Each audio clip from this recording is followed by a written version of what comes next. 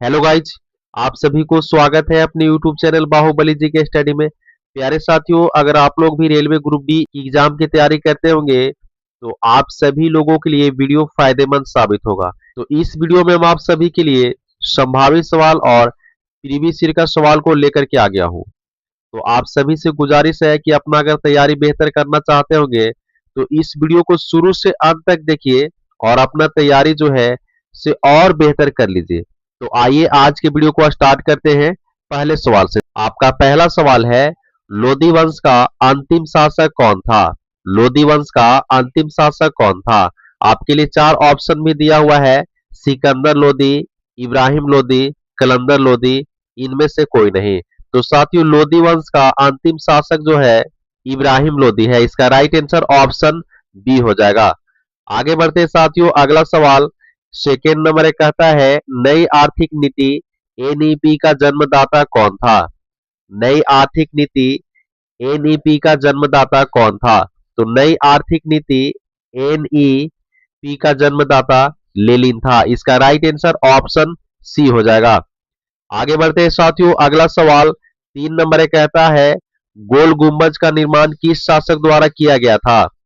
गोल गुंबज का निर्माण किस शासक द्वारा किया गया था? तो गोल गुंबज का निर्माण जो है मोहम्मद आदिल शाह द्वारा किया गया था। इसका राइट आंसर ऑप्शन सी हो जाएगा। आगे बढ़ते हैं साथियों, अगला सवाल चार नंबर है, मुगल चित्रकार ने किसके शासनकाल में प्राकृष्ट प्राप्त किए थे? मुगल चित्रकार ने किसके शासनकाल में प्राकृष्ट प्राप्त किए थे? आपके लिए चार ऑप्शन भी दिया हुआ है, औरंगजेब के शासनकाल में, अखबार के शासनकाल में, जहांगीर के शासनकाल में, इनमें से कोई नहीं। तो मुगल चित्रकार ने जहांगीर के शासनकाल में प्राकृष्ट प्राप्त किए थे। इसका राइट आंसर ऑप्शन सी हो जाएगा। आगे बढ़ते हैं साथियों, अगला सवाल पांच नंबर एक कहता है, मुगल वंश की स्थापना भारत में कब हुई थी? मुगल वंश की स्थापना भारत में कब हुई थी? आपके लिए चार ऑप्शन भी दिया हुआ है, 1455 में, 1526 में, 1668 में, 1822 में। तो मुगल वंश की स्थापना जो है 1526 ईस्वी में हुई थी। इसका राइट आंसर ऑप्शन बी हो जाएगा। आगे बढ़ते हैं साथियों, अगला सवाल छह नंबर है, हुमायूंनामा की रचना किसने की थी? हुमायूंनामा की रचना किसने की थी? तो साथियों, हुमायूंनामा की रचना जो है गुलबंद बेगम ने की थी। इसका राइट आंसर ऑप्शन सी हो जाएगा। आगे बढ़ते हैं साथियों, अगला सवाल सात नंबर है, अप्रैल थीसिस किसने तैयार की? अप्रैल थीसिस किसने तैयार की? तो साथियों, अप्रैल थीसिस जो है लेनिन ने तैयार की थी। इसका राइट आंसर ऑप्शन बी हो जाएगा। आगे बढ़ते हैं साथियों, अगला सवाल आठ नंबर एक कहता है, बोल्शेवी क्रांति कब हुई थी? बोल्शेवी क्रांति कब हुई थी? आपके लिए चार ऑप्शन भी दिया हुआ है, 1917 में, 1945 में, 1950 में, 1899 में। तो बोल्शेवी क्रांति जो है 1917 ईस्वी में हुई थी। इसका राइट आंसर ऑप्शन ए हो जाएगा। आगे बढ़ते हैं साथियों, अगला सवाल नौ नंबर एक कहता है, हल्दी घाटी की, अगला सवाल नौ नंबर है, हल्दी घाटी की लड़ाई किसके किसके बीच में हुई थी? हल्दी घाटी की लड़ाई किसके किसके बीच में हुई थी? आपके लिए चार ऑप्शन भी दिया हुआ है, शिवाजी और हेमू के बीच, बाबर और इब्राहिम लोदी के बीच, अकबर और राणा प्रताप सिंह के बीच, इनमें से कोई नहीं। तो साथियों, हल्दी घाटी की लड़ाई जो है अकबर और राणा प्रताप सिंह के बीच हुई थी। इसका राइट आंसर ऑप्शन सी हो जाएगा। साथियों, ये सवाल भी आई है, आप लोग हमेशा के लिए रट के जाएंगे। आगे बढ़ते हैं, अगला सवाल 10 नंबर है, कहता है एक्ट ऑफ यूनियन किस वर्ष पारित हुआ? एक्ट ऑफ यूनियन किस वर्ष पारित हुआ? आपके लिए चार ऑप्शन भी दिया हुआ है, 1699 में, 1707 में, 1757 में, 1815 में। तो एक्ट ऑफ यूनियन जो है 1707 ईस्वी में पारित हुआ। इसका राइट आंसर ऑप्शन बी हो जाएगा। आगे बढ़ते साथियों, अगला सवाल 11 नंबर है, कहता है गजराज किसका नाम है? गजराज किसका नाम है? तो गजराज जो है IL-76 का नाम है। इसका राइट आंसर ऑप्शन सी हो जाएगा। अगर 11 नंबर सवाल की बात करें साथियों तो 11 नंबर सवाल जो है आरआरबी गोरखपुर असिस्टेंट ड्राइवर 2002 में ये सवाल पूछा गया था साथियों। ये सवाल वीवीआई है, आप लोग हमेशा के लिए याद रखेंगे। आगे बढ़ते हैं, अगला सवाल 12 नंबर है, सुखोई एक प्रसिद्ध है। सुखोई एक प्रसिद्ध है, तो सुखोई जो है लड़ाकू विमान है, इसका राइट आंसर ऑप्शन बी हो जाएगा।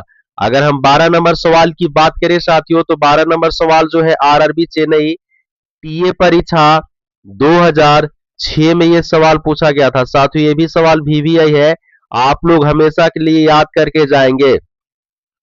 आगे बढ़ते हैं, अगला सवाल 13 नंबर है, भारत का प्रथम विमान वाहक जल सेना जहाज कौन था। भारत का प्रथम विमान वाहक जल सेना जहाज कौन था। तो भारत का प्रथम विमान वाहक जल सेना जहाज आईएनएस विक्रांत था, इसका राइट आंसर ऑप्शन सी हो जाएगा। अगर हम 13 नंबर सवाल की बात करें साथियों तो 13 नंबर सवाल जो है आरआरबी कोलकाता एसएम परीक्षा 2006 में ये सवाल पूछा गया था साथियों। ये भी सवाल वीवीआई है, आप लोग हमेशा के लिए याद करके रखेंगे। आगे बढ़ते हैं, अगला सवाल 14 नंबर कहता है, भारतीय प्रशासन पर निम्नलिखित किस तत्व का प्रभाव है। भारतीय प्रशासन पर निम्नलिखित किस तत्व का प्रभाव है। आपके लिए 4 ऑप्शन भी दिया हुआ है, संघवाद, संसदीय लोकतंत्र, नियोजन, ये सभी। तो भारतीय प्रशासन पर ये सभी तत्व का प्रभाव है, इसका राइट आंसर ऑप्शन डी हो जाएगा। अगर हम 14 नंबर सवाल की बात करें साथियों तो 14 नंबर सवाल जो है इसका राइट आंसर ए सभी हो जाएगा। जितना भी आपको चारों ऑप्शन दिया हुआ है इसका सब हो जाएगा। आगे बढ़ते हैं, अगला सवाल 15 नंबर है, प्रशासकीय नीति का अंग निम्नलिखित में से कौन है। प्रशासकीय नीति का अंग निम्नलिखित में से कौन है। आपके लिए 4 ऑप्शन भी दिया हुआ है, सच्चाई, दस्ता, तटस्थता, उपरोक्त सभी। तो इसका राइट आंसर उपरोक्त सभी हो जाएगा। अगर 15 नंबर सवाल की बात करें साथियों तो 15 नंबर सवाल जो है आरआरबी अहमदाबाद सीसी परीक्षा 2007 में ये सवाल पूछा गया था साथियों। जितना भी सवाल हम लेकर के आए हैं सारा सवाल जो है प्रीवियस ईयर का सवाल है, और एक बार प्रीवियस ईयर का सवाल एग्जाम में पूछ दिया जाता है तो बार बार पूछने की संभावना होता है, आप लोग पूरा हमेशा के लिए रट के जाएंगे। आगे बढ़ते हैं, अगला सवाल 16 नंबर कहता है, थल सेना का लेफ्टिनेंट कर्नल नौसेना के किस अधिकारी के समकक्ष होता है। थल सेना का लेफ्टिनेंट कर्नल नौसेना के किस अधिकारी के समकक्ष होता है। तो कमांडर का होता है, इसका राइट आंसर ऑप्शन बी हो जाएगा। अगर 16 नंबर सवाल की बात करें साथियों तो 16 नंबर सवाल जो है आरआरबी पटना एसएम और जीजी परीक्षा 2007 में ये सवाल पूछा गया था साथियों। ये भी सवाल वीवीआई है, आप लोग हमेशा के लिए याद रखेंगे।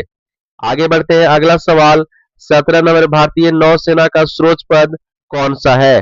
भारतीय नौसेना का सर्वोच्च पद कौन सा है। आपके लिए 4 ऑप्शन भी दिया हुआ है, general, major general, captain, brigadier general. तो साथियों भारतीय सेना का सर्वोच्च पद जो है जनरल होता है, इसका राइट आंसर ऑप्शन ए हो जाएगा। अगर हम 17 नंबर सवाल की बात करें साथियों तो 17 नंबर सवाल जो है आरआरबी भोपाल सीसी परीक्षा 2003 में ये सवाल पूछा गया था साथियों। ये भी सवाल वीवीआई है, आप लोग हमेशा के लिए याद रखेंगे।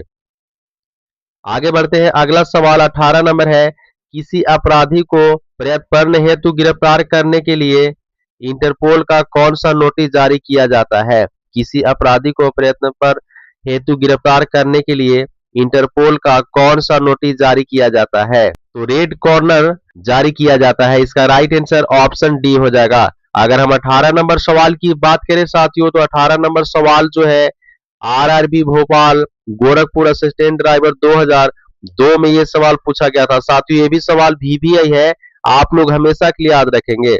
आगे बढ़ते हैं, अगला सवाल 19 नंबर है, ध्रुव है। ध्रुव है, तो साथियों ध्रुव जो है हेलीकॉप्टर है, इसका राइट आंसर ऑप्शन डी हो जाएगा। अगर हम 19 नंबर सवाल की बात करें तो 19 नंबर सवाल जो है आरआरबी बेंगलोर जीजी परीक्षा 2006 में ये भी सवाल पूछा गया था साथियों, ये भी सवाल VVI है, आप लोग हमेशा के लिए याद रखेंगे। आगे बढ़ते हैं, अगला सवाल 20 नंबर है, डिफेंस सर्विस कॉलेज कहाँ स्थित है? डिफेंस सर्विस कॉलेज कहाँ स्थित है? तो साथियों डिफेंस सर्विस कॉलेज जो है विलीगटन में स्थित है, इसका राइट आंसर ऑप्शन सी हो जाएगा।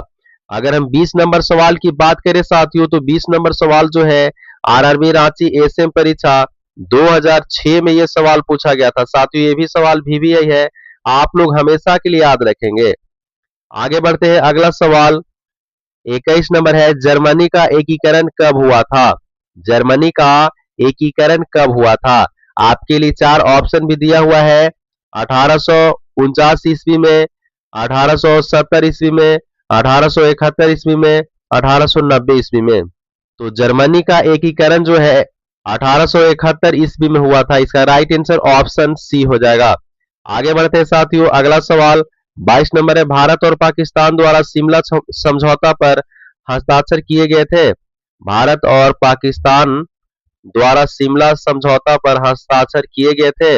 आपके लिए 4 ऑप्शन भी दिया हुआ है, 1970 में, 1971 में, 1972 में, 1973 में। तो भारत और पाकिस्तान द्वारा शिमला समझौता पर हस्ताक्षर जो है 1972 ईस्वी में किया गया था, इसका राइट आंसर ऑप्शन सी हो जाएगा। अगर हम 22 नंबर सवाल की बात करें साथियों, तो 22 नंबर सवाल जो है आरआरबी भोपाल सीसी परीक्षा 2003 में ये सवाल पूछा गया था साथियों, ये भी सवाल VVI है, आप लोग हमेशा के लिए याद रखेंगे।